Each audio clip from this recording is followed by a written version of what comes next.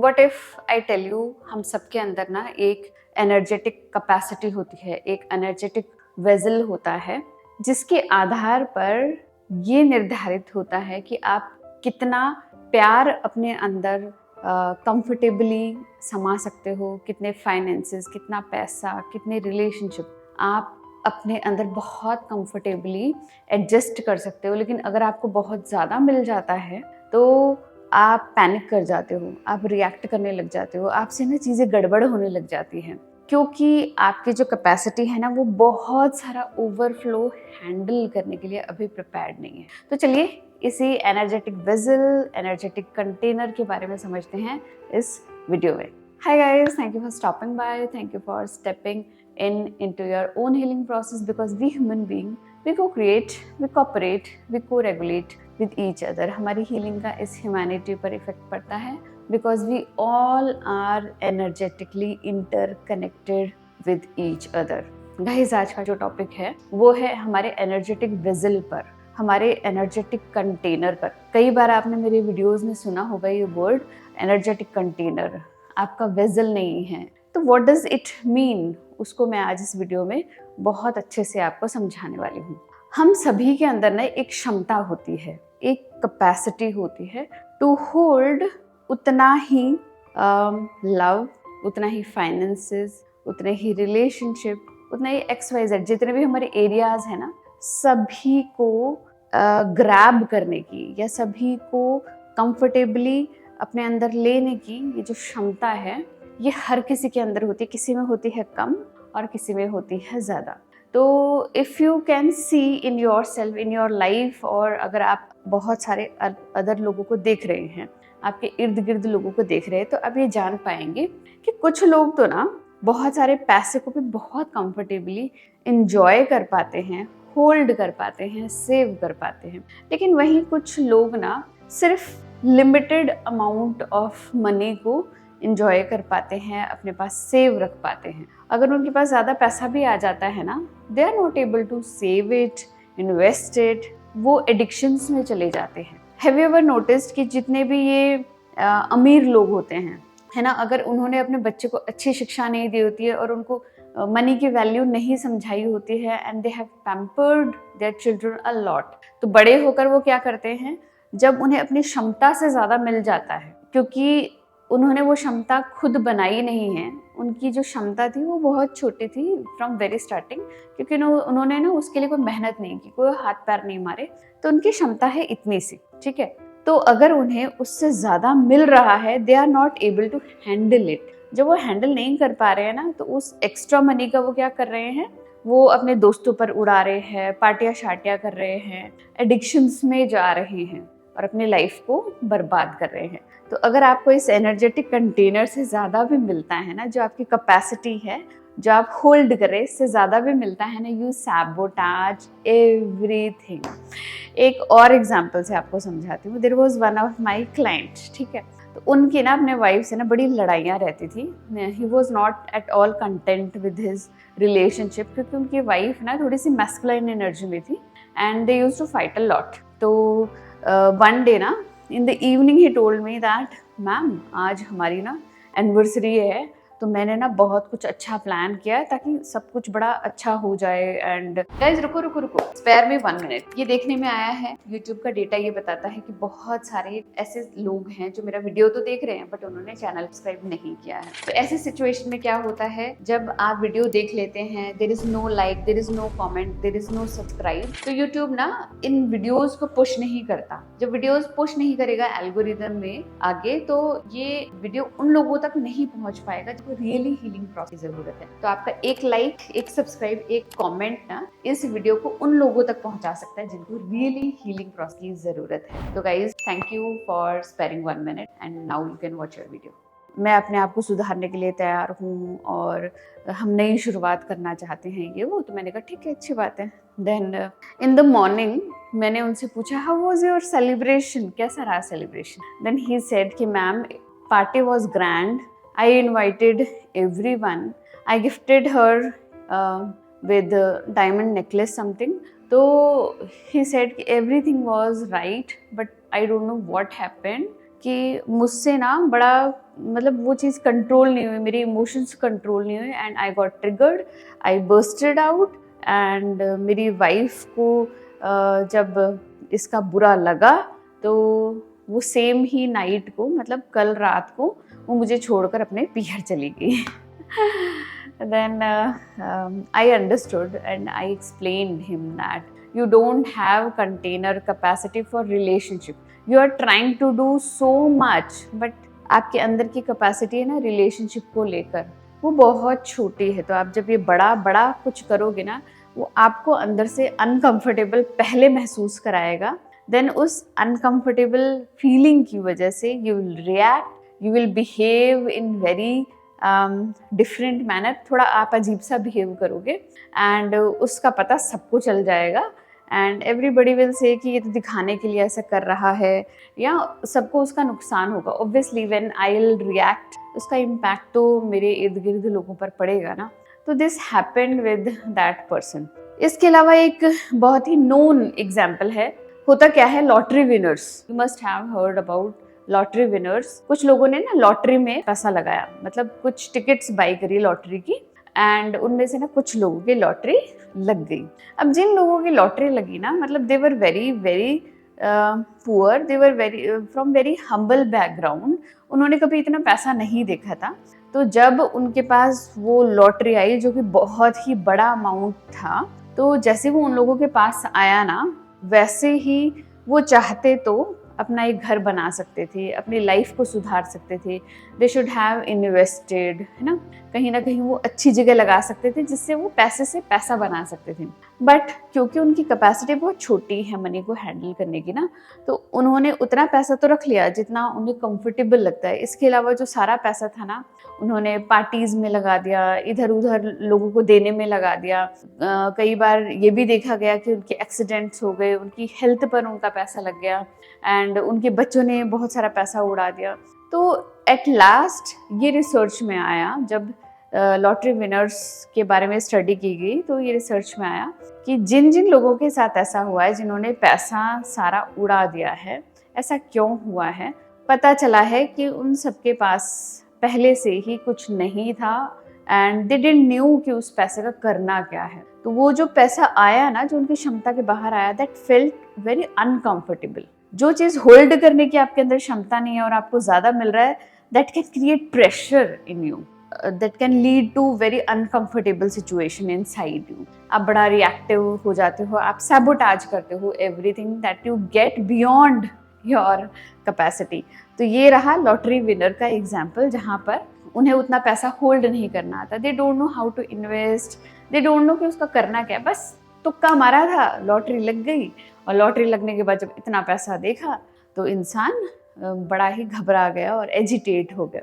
मैं अपना ही एग्जांपल दे देती हूँ, मैं क्यों किसी और की बात करूँ। Last year I think last year कुछ पैसा मेरा मैच्योर हुआ था। वो बहुत बड़ा अमाउंट था and it was beyond my capacity, let me tell you. Still I have many levels to go ahead in life, especially in this financial area. Finances में ना मुझे भी बहुत सारा इनर वर्क करना है। तो क्या हुआ था कि लास्ट ईयर ना एक बहुत बड़ा पैसा मैच्योर हुआ था एंड जहाँ से मुझे वो पैसा लेना था ना, वो मुझे कैश में दे रहे थे। अगर वो मेरे बैंक में ट्रांसफ़र करते ना तो कोई प्रॉब्लम नहीं होती, but they were giving me in cash. और वो कैश जो था ना, वो था 500 के नोट्स में, ठीक है, 500 के नोट्स के बंडल्स थे वो बहुत सारे। And let me tell you, जब मैं वहाँ गई एंड दे टोल्ड मी कि मैम इसको गिन लो, जब मैंने वो उतना पैसा देखा ना, मेरे हाथ लिटरली कांप रहे थे और मैं अंदर से बहुत ज़्यादा घबरा रही थी कि यार मतलब मेरे से, आई am not that good in maths में मैं वैसे भी इतनी अच्छी नहीं हूँ, और जो चीज़ मुझे दिखा दी वो मैंने कभी देखी भी नहीं थी। एंड उसके बाद जो मेरी हालत हुई ना, मैं बहुत घबरा गई, पसीना पसीना हो गई। Then I called my husband कि मैंने एक नोट की गड्डी 3 बार गिन ली है, लेकिन मुझसे ना वो गिनी नहीं जा रही कि ये नोट है कितने, ना मुझे कैलकुलेशन आ रही है इसकी। देन मेरे हस्बैंड ने किसी को भेजा and that person help me out and उन्होंने ये सारी कैलकुलेशन की।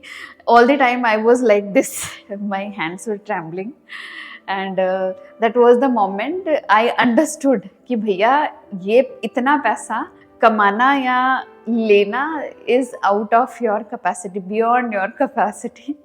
तो that was a very amazing example for myself कि मैं कितना पैसा होल्ड कर सकती हूँ. तो ऐसा ही हम सबके अंदर है, चाहे वो पैसा हो, चाहे वो रिलेशनशिप हो, चाहे वो लव हो, चाहे मटेरियलिस्टिक चीज़ें हों. मैं मटेरियलिस्टिक की चीज़ों की बात करती हूँ कि शादी से पहले जो हमारा घर था, लाइक मेरे पेरेंट्स का घर था ना, वो किराए का मकान था. एंड उस किराए के मकान में हम 15-20 साल से रह रहे थे.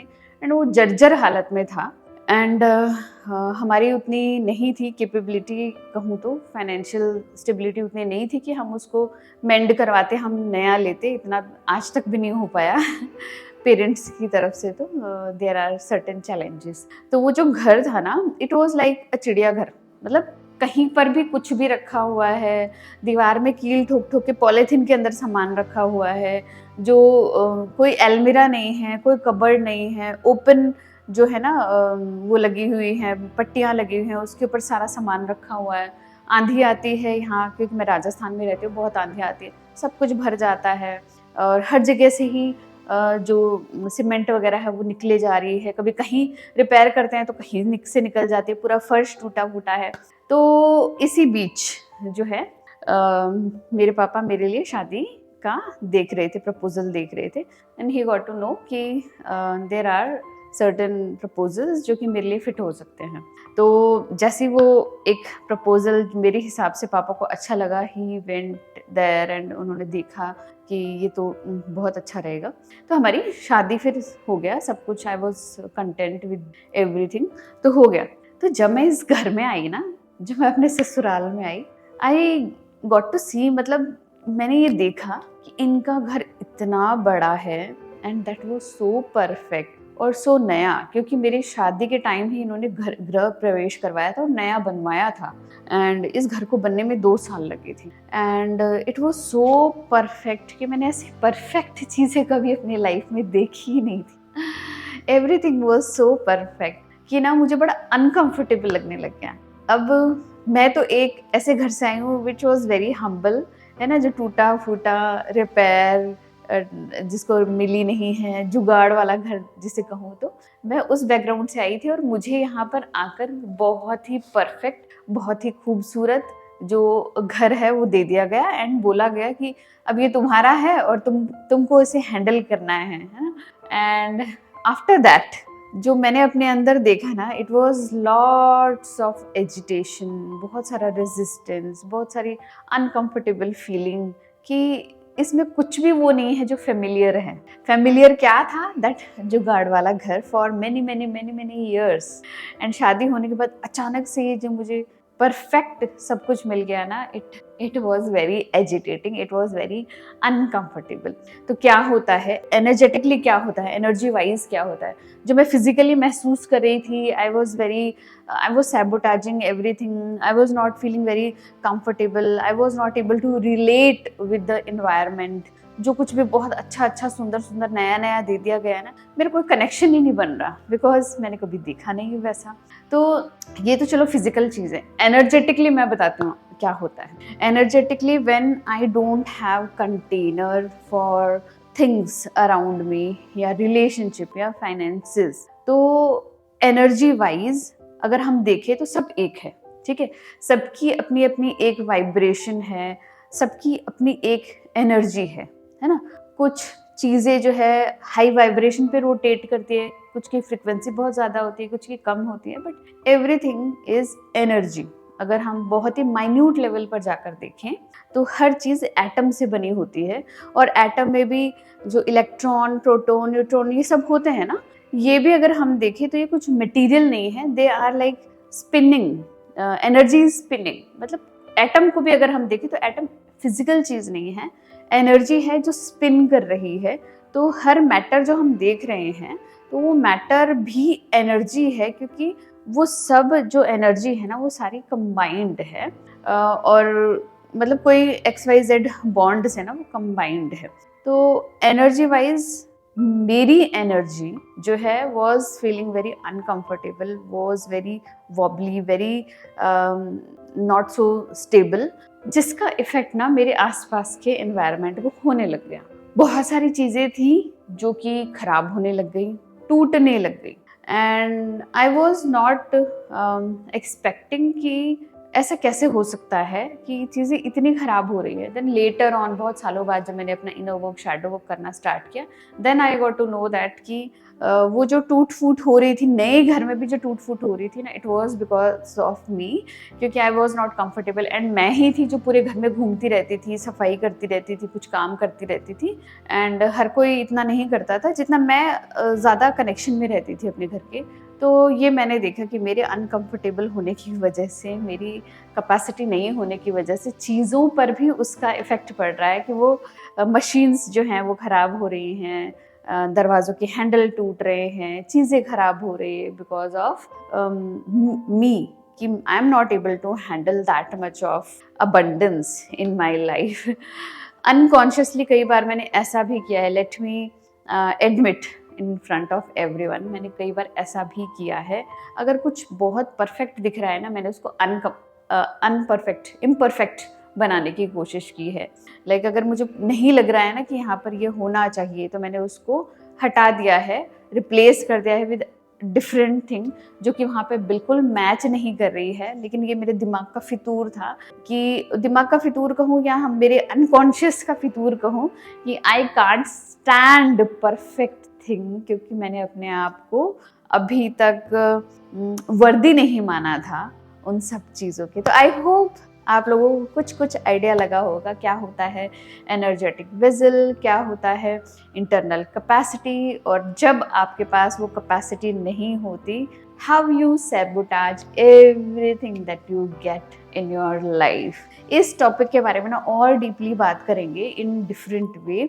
अगर आपके क्वेश्चंस हैं तो प्लीज़ कमेंट बॉक्स में डालना, इससे से रिलेटेड मैं वीडियो बनाऊंगी, क्योंकि किसी ने कमेंट बॉक्स में ही डाला था कि मैम आप कंटेनर के बारे में बात करते हो, एनर्जेटिक कंटेनर के बारे में बात करते हो, वो होता क्या है।